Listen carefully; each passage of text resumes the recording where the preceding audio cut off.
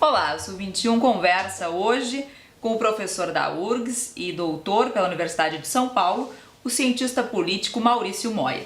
Seja bem-vindo ao Sub21. Obrigado. Então vamos analisar a conjuntura política nacional. Na sua opinião, como está indo a relação do governo Dilma com também a sua ampla coalizão de governo, a relação no Congresso Nacional? Bom, a gente tem visto que o momento é um pouco turbulento, não é de se estranhar. No primeiro ano realmente tem a base ainda está se acertando, mas eu acho que esses escândalos têm sido um pouco mais frequentes do que se espera nesse início.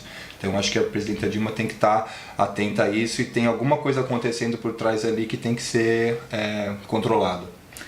Tu falas nessa faxina de ministérios, nessas demissões? Na verdade, isso eu acho que é só a ponta do iceberg. O que está por trás é realmente como o presidente se relaciona com a sua base, como o governo no executivo se relaciona com o governo no legislativo.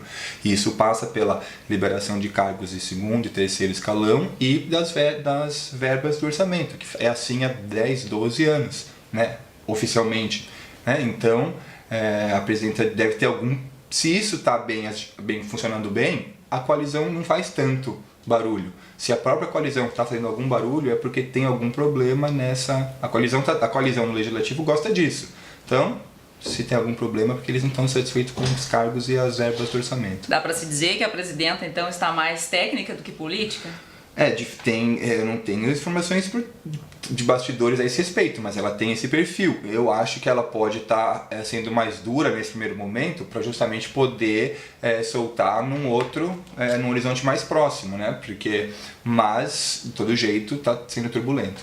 Pois é, a presidenta, quando, enfim, ainda era, né, eleita na sua transição de governo, anunciou que dessas grandes reformas que todo governo, quando assume, anuncia, iria enfrentar três: a reforma tributária, a reforma política e a reforma dos meios de comunicação.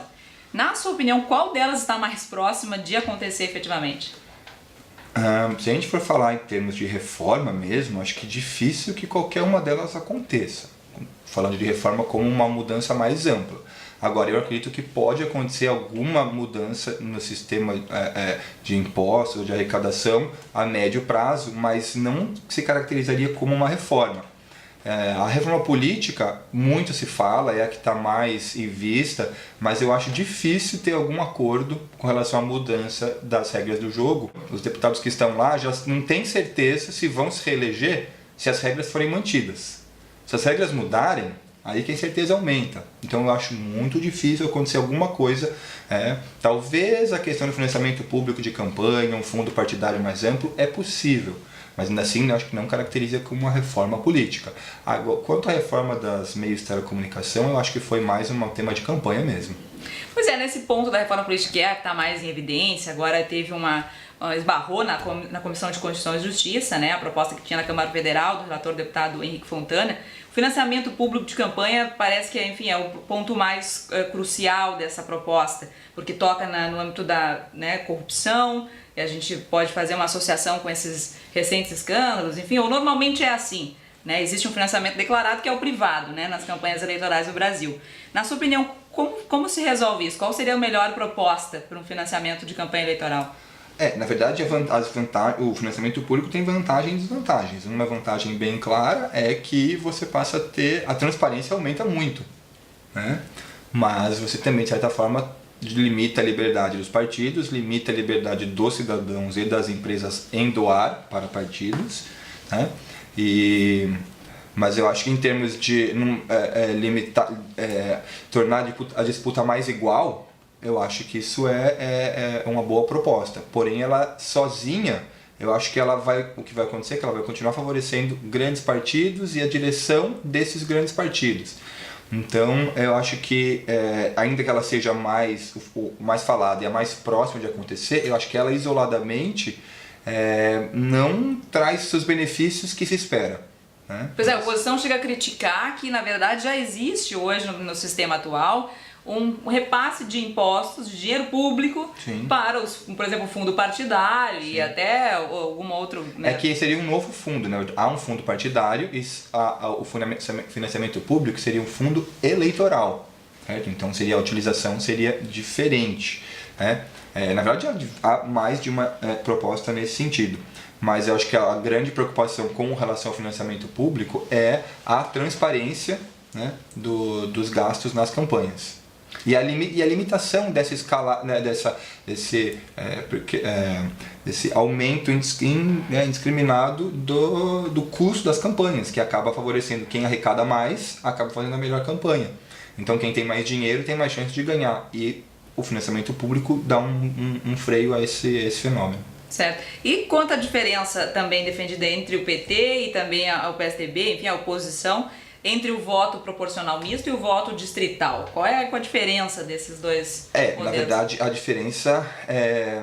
o voto distrital misto transforma, divide o Estado, né, em mais de um distrito. Hoje, o distrito é o Estado.